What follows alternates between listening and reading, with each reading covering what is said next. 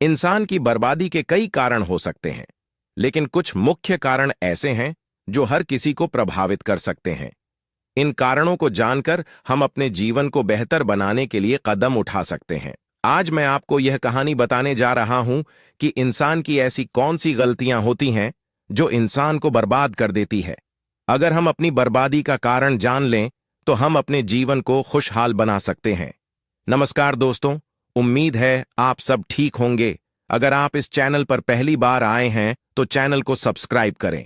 आज की कहानी एक सन्यासी की कहानी। बहुत समय पहले की बात है। एक नगर में एक धनी सेठ रहा करता था। उस सेठ के पास सभी प्रकार की सुख सुविधाएं थीं, लेकिन उसके कोई संतान नहीं थी। संतान के दुख में वह हमेशा चिंतित रहता था। फिर एक दिन उसे पता चला कि उसकी पत्नी गर्भवती है और वह अपनी पत्नी का बहुत ख्याल रखता था। इसलिए एक दिन उसके घर एक बेटे का जन्म हुआ। पुत्र जन्म से सेठ बहुत खुश हुआ। कोई कसर नहीं छोड़ी। उसका बेटा देखते ही देखते बड़ा हो गया। तब सेठ ने अपने बेटे को गुरुकुल भेजने का फैसला किया ताकि वह पढ़ लिख कर विद्वान बन सके। ज्ञान प्राप्त करने हेतु गुरुकुल भेज दिया था। गुरुकुल में वह बच्चा अच्छे से पढ़ाई करता था और अपने गुरु की सभी आज्ञाओं का पालन करता था।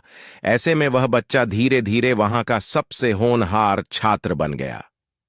गुरुकुल में बालक ने सभी वेद, पुराण और शास्त्रों का अध्ययन किया और एक महान विद्वान बन गया।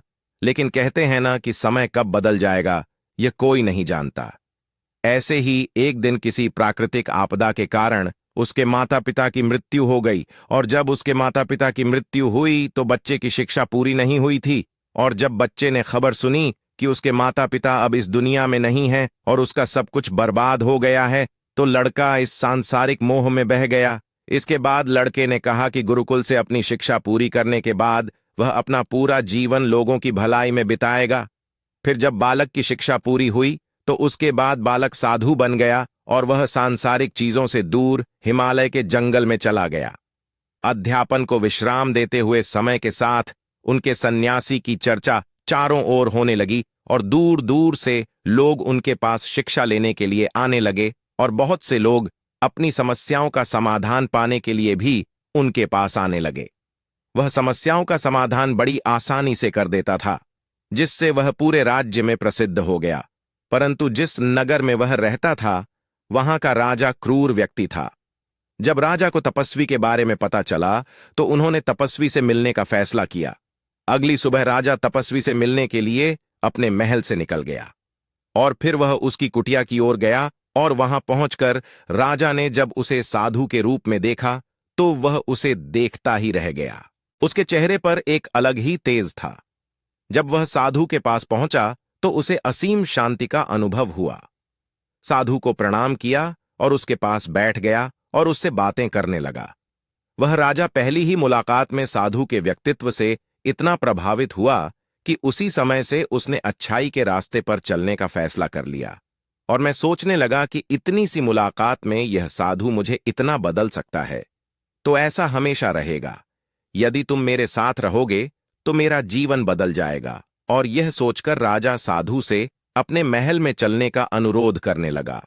राजा का आग्रह सुनकर सन्यासी माना नहीं कर पाया और वो राजमहल चलने को तैयार हो गए। तब राजा सन्यासी को महल की ओर ले गए। महल पहुंचकर राजा ने साधु की बहुत खातिरदारी की और उसके बाद राजा ने साधु को एक दाहिने कमरे में भोजन कराया। भोजन के समय साधु ने राजा को धन्यवाद दिया और राजा से जाने की अनुमति मांगी। यह सुनकर राजा ने कहा कि आप हमारे बाग में जब तक चाहे तब तक रह सकते हैं। आपको यहां किसी भी प्रकार की असुविधा नहीं होगी, और आप यहां रहेंगे तो हमारे लोगों को भी अच्छा लगेगा और हमें भी अच्छा लगेगा। यह सुनकर साधु ने राजा का प्रस्ताव स्वीकार कर लिया। राजा के आदेशानुसार सेवकों ने एक सुंदर कुटिया बनाई। उसके बाद साधु उसी कुटिया में रहने लगा। राजा ने उनकी बहुत सेवा की, लेकिन कई वर्षों के बाद राजा और रानी को किसी जरूरी काम से दूसरे राज्य में जाना पड़ा, लेकिन उन्होंने साधु की सेवा के लिए एक सेवादार नियुक्त कर दिया। लेकिन राजा के जाने के बाद वह सेवादार बीमार पड़ गया और अपने घर चले गए और कभी लौटकर वापस नहीं आया। तो तपस्वी को गुस्सा आ गया और उसने राजा को खूब खरी खोटी सुनाई और राजा से कहा कि जो जिम्मेदारी आप पूरी नहीं कर सकते वह जिम्मेदारी आप क्यों लेते हो? तब राजा ने तपस्वी से पूछा और कहा कि सन्यासी, क्या मुझसे कोई गलती हो गई है तो इसके लिए मैं आपसे क्षमा मांगता हूं। कृपया मुझे क्षमा करें और मेरा क्रोध शांत करें और बताएं कि क्या हुआ था। यह सुनकर साधु ने उससे कहा कि तुम्हारे जाने के बाद मुझे यहां किसी ने भोजन नहीं दिया और मुझे कई दिनों तक कष्ट सहना पड़ेगा। यहां आकर मैं भूखा रहा और किसी ने मुझसे मेरा हाल भी नहीं पूछा। ये सुनकर राजा ने तपस्वी से माफी मांगी और कहा कि आज के बाद ऐसी गलती नहीं होगी। फिर कुछ देर बाद मामला शांत हुआ। जब राजा और तपस्वी के बीच बातचीत चल रही थी, रानी भी छुपकर सुन रही थी यह सारी बातचीत। उसके बाद राजा ने उसे तपस्वी से शिकायत का मौका नहीं दिया और उसकी खूब सेवा की। लेकिन कुछ दिनों के बाद राजा को किसी जरूरी काम से अपने राज्य से बाहर जाना पड़ा। लेकिन इस बार राजा ने राज्य से बाहर जाने से पहले अपनी रानी से कहा कि जब तक मैं न आऊं तब तक तुम स्वयं ही उस तपस्वी की देखभाल करोगी। यह सुनकर रानी बोली, हां महाराज, आप अवश्य जाइए, मैं सन्यासी महाराज की अच्छी देखभाल करूंगी। बाद में रानी प्रतिदिन भोजन बनाकर सन्यासी महाराज के पास भेजती थी। लेकिन एक दिन रानी स्नान करने चली गई और साधु को भोजन देना भूल गई। भोजन क्यों नहीं आया? इसके बाद साधु ने सोचा कि वह स्वयं महल में जाकर देखेगा कि अब तक भोजन क्यों नहीं आया, और फिर वह महल में पहुंच गया।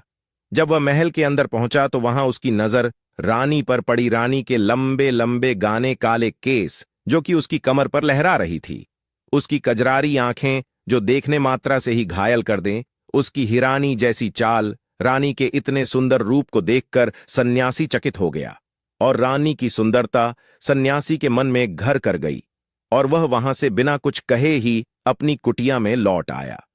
सन्यासी रानी के रूप की सुंदरता को भुला ना सका और वह खाना पीना छोड़कर अपनी कुटिया में पड़ा रहा। उसने कई दिनों तक कुछ भी नहीं खाया, जिस वजह से वह बहुत कमजोर हो गया। फिर कुछ समय बाद राजा वापस लौटे और जब उसे सन्यासी की हालत का पता चला तो वह सीधे सन्यासी के पास पहुंच गए और बोले कि ही भगवान, क्या बात है, आपको क्या हो गया और आप इतने कमजोर कैसे हो गए? किस गहरी सोच में डूबे हो? क्या मुझसे कोई गलती हो गई है? तब साधु ने कहा, नहीं राजन, आपने कोई गलती नहीं की है। यह सुनकर राजा बोले, तो फिर क्या बात है, आप मुझे बताएं, मैं आपकी समस्या का समाधान अवश्य करूंगा। यह सुनकर तपस्वी ने राजा से कहा कि आपकी रानी की अद्भुत सुंदरता को देखकर मैं उसकी सुंदरता पर मोहित हो गया हूं और अब मैं रानी के बिना नहीं रह सकता। यह सुनकर राजा हैरान हो गया और कुछ देर सोचने के बाद राजा ने उसे सन्यासी से कहा, मैं आपको रानी दे दूंगा।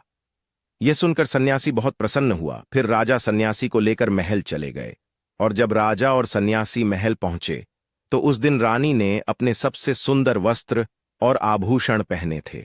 फिर राजा रानी के पास गया। राजा ने रानी से कहा कि इस साधु की मदद करनी चाहिए, वह बहुत कमजोर स्थिति में जा चुका है और मैं नहीं चाहता कि एक बुद्धिमान व्यक्ति की हत्या का कलंक मेरे सिर पर लगे। राजा की यह बात सुनकर रानी ने राजा से पूछा कि आखिर इन सन्यासी के इस दुख का कारण क्या है? तो राजा ने रानी से कहा कि सन्यासी आपकी अद्भुत सुंदरता के दीवाने हो गए हैं। राजा की यह बात सुनकर रानी ने कहा कि राजन, आप चिंता मत करिए, अब आप सब कुछ मेरे ऊपर छोड़ दीजिए। मुझे पता है कि मुझे अब क्या करना है। आपके ऊपर ना तो सन्यासी की हत्या का पाप लगेगा और ना ही उससे मेरे पवित्र धर्म का नाश होगा। रानी की यह बात सुनकर राजा ने रानी को सन्यासी को सौंप दिया। उसके बाद सन्यासी रानी को लेकर कुटिया पर पहुंचे। जब रानी सन्यासी की कुटिया पर पहुंची, रानी ने सन्यासी से कहा कि हमें रहने के लिए घर चाहिए, हम इस झोपड़ी में नहीं रह सकते। यह सुनकर सन्यासी राजा के पास गया और राजा से जाकर बोला कि हे राजन, हमें रहने के लिए घर चाहिए। सन्यासी की बात सुनकर राजा ने उनके लिए घर का प्रबंध कर दिया। फिर सन्यासी रानी को लेकर घर पहुंचा।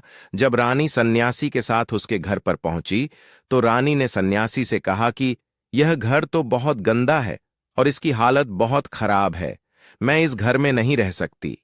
यह सुनकर सन्यासी फिर से राजा के पास गया और राजा के पास जाकर बोला कि ही राजन, जो आपने हमें घर दिया है उसे घर की हालत बहुत खराब है।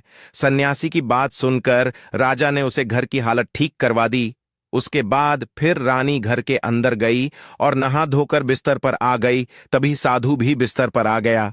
फिर उसके बाद रानी ने साधु से कहा कि आप जानते हैं कि आप कौन हैं और क्या बन गए हैं। आप एक महान साधु थे जिनके लिए राजा स्वयं सभी आवश्यक चीजें उपलब्ध कराते थे, जिनके पास दूर दूर से लोग ध्यान प्राप्त करने आते थे, जो लोगों को सत्य का मार्ग दिखाते थे, जो लोगों की समस्याओं का समाधान करते थे, जिन्हें सभी लोग गुरु मानते थे, जिसे सब लोग भगवान मानकर पूजते थे। और आज आप वासना के कारण मेरे गुलाम हो गए हैं रानी की। यह बात सुनकर साधु को झटका लगा और उसे एहसास हुआ कि वह एक साधु है और यह सब क्या कर रहा है।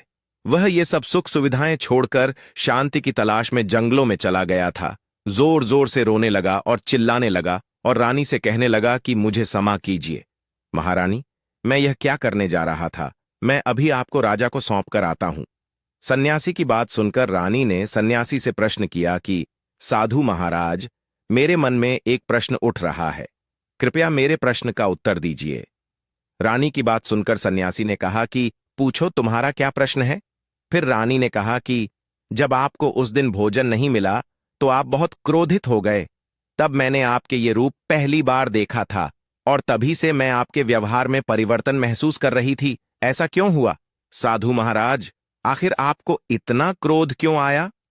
रानी की बात सुनकर सन्यासी ने रानी को समझाया कि जब मैं जंगल में था तो मुझे समय पर भोजन भी नहीं मिलता था, लेकिन जब मैं महल में आया तो महल में आने के बाद मुझे सारी सुख सुविधाएं मिली और फिर मैं इन सभी सुख सुविधाओं के मोह में फंस गया और मुझे इसके प्रति लगाव उत्पन्न हो गया और फिर मुझे इसको पाने का लालच उत्पन्न हो गया और जब मुझे यह नहीं मिला तो मेरे अंदर क्रोध उत्पन्न हुआ। फिर सन्यासी ने कहा कि महारानी, सच तो यह है कि अगर इच्छा पूरी नहीं हो तो क्रोध उत्पन्न होता है और अगर इच्छा पूरी हो जाए तो लालच बन जाता है। फिर सन्यासी ने रानी से कहा, यह इच्छा की पूर्ति ही मुझे वासना के द्वार तक लेकर आई है और मैं आपके प्रति आकर्षित हो गया।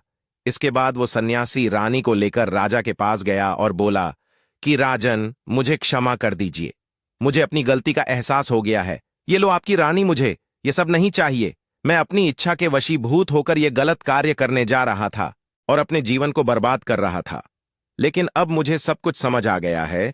उसके बाद उसे सन्यासी ने कहा कि हे राजन, मनुष्य की बर्बादी का कारण उसकी 4 आदतें बनती है और दुनिया की हर एक व्यक्ति के अंदर यह 4 अवगुण होते हैं, लेकिन जो व्यक्ति इन पर नियंत्रण का लेता है वह दुख और परेशानियों से बच जाता है।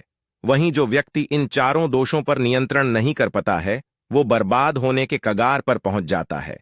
यह सुनकर राजा ने कहा कि महाराज, आप मुझे वो 4 आदतें बताइए जिससे कि मनुष्य की बर्बादी हो जाती है। फिर सन्यासी ने राजा को मनुष्य को बर्बाद करने वाली आदतों के बारे में बताया कि हे राजन, मनुष्य को बर्बाद करने वाली पहली आदत है इच्छा, क्योंकि इच्छा ही दुनिया की हर एक व्यक्ति के अंदर सबसे पहला अवगुण होता है। और जो व्यक्ति अपनी इच्छाओं को नियंत्रण में नहीं रख पाता है वह जीवन के किसी भी क्षेत्र में सफल नहीं हो पाता है, क्योंकि जैसे ही उसकी एक इच्छा पूरी होती है वह दूसरी की ओर बढ़ाने लगता है और दूसरी पूरी होती है तो तीसरी इच्छा उसके मन में जागृत हो जाती है और फिर ऐसे करते करते इच्छाओं पर नियंत्रण ना होने के कारण इसी जाल में उलझा रहता है और दुखी रहता है। इसीलिए राजन, जब हम इच्छाओं पर नियंत्रण पा लेते हैं तो हम हमारे मन पर भी नियंत्रण पा लेते हैं और जब हमारा मन हमारे बस में होता है तो हमें सुख की प्राप्ति होती है। फिर जो हम चाहते हैं वही हमारे साथ होता है। फिर सन्यासी कहता है कि हे राजन, मनुष्य को बर्बाद करने वाली दूसरी आदत है वासना। वासना का जन्म हमारे मन में उठने वाली इच्छाओं से होता है।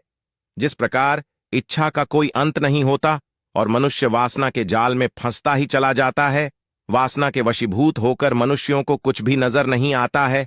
आज तक जितनी भी लड़ाइयां हुई हैं उनका सबसे बड़ा कारण स्त्री को पाने की इच्छा ही रही है। स्त्री के प्रेम में वशीभूत होकर राजा महाराजाओं ने आज से पहले बहुत सारे युद्ध किए हैं।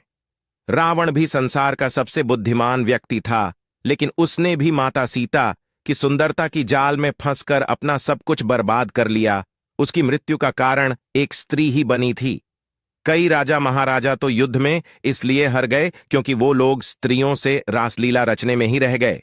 ईश्वर ने तो स्त्री की उत्पत्ति इस संसार को बढ़ाने के लिए की है, लेकिन आजकल लोगों ने इसे अपनी वासना का शिकार बना लिया है, अपने मनोरंजन का साधन समझने लगे हैं। और जब उन्हें अपना यह मनोरंजन नहीं मिलता तो वो पागल हो जाते हैं और ना जाने क्या क्या कर बैठते हैं। इसीलिए हे राजन, जितना हो सके उतना वासना से दूर रहना चाहिए। फिर सन्यासी कहता है कि हे राजन, मनुष्यों को बर्बाद करने वाली तीसरी आदत है क्रोध। क्योंकि जब मनुष्य की वासना की पूर्ति नहीं होती है तो उसके अंदर क्रोध उत्पन्न हो जाता है, और जब व्यक्ति को क्रोध आता है तो उसे पर उसका नियंत्रण नहीं होता है, और फिर वो क्रोध में आकर कहीं गलत निर्णय ले लेता है। वो दूसरों को भला बुरा कह देता है, गलियां निकल देता है, और जब उनका क्रोध शांत होता है तो उन्हें अपनी गलती का एहसास हो जाता है, लेकिन तब तक तो सब कुछ बर्बाद हो चुका होता है। क्रोध के कारण मनुष्य के कई बने बनाए काम भी बिगड़ जाते हैं।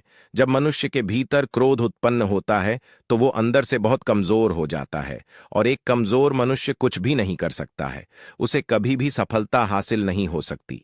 क्रोध हमारे भीतर तनाव को उत्पन्न करता है, और अगर एक बार हम तनाव में चले गए तो हमारा पूरा जीवन बर्बाद हो जाता है।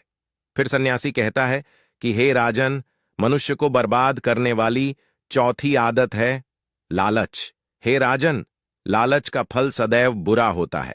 लालच में पड़कर हम बहुत से लोगों का बुरा कर देते हैं।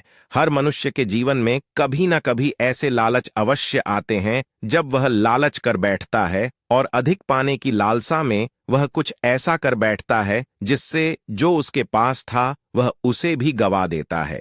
क्योंकि जैसे ही व्यक्ति की एक इच्छा पूरी होती है उसका लालच बढ़ जाता है और उसके मैन में और कई जन्म लेने लगती है। जो व्यक्ति लालच करता है वह कामयाबी से कोसों दूर रहता है, क्योंकि एक ना एक दिन लालच का दुश्मन सामने आता ही है। अगर हम समय रहते ही लालच को त्याग दें और उसकी जाल में ना फंसे तो हम एक सफल व्यक्ति अवश्य बन सकते हैं। फिर अंत में सन्यासी राजा से कहता है कि हे राजन, अगर मनुष्य चारों आदतों को छोड़ देता है तो उसे जीवन में सफल होने से कोई नहीं रोक सकता। जो इन आदतों को नहीं छोड़ता है उसे जीवन में बर्बाद होने से कोई रोक सकता। मैं एक सन्यासी होकर इसकी जाल में फंस गया था, तो सामान्य मनुष्य तो इससे बच नहीं सकता। इसीलिए हे राजन, मनुष्यों को इन आदतों से हमेशा बचना चाहिए। तो दोस्तों, कैसी लगी ये कहानी? अगर आपको ये वीडियो पसंद आई हो तो इस वीडियो को लाइक करें और चैनल को सब्सक्राइब करें। धन्यवाद।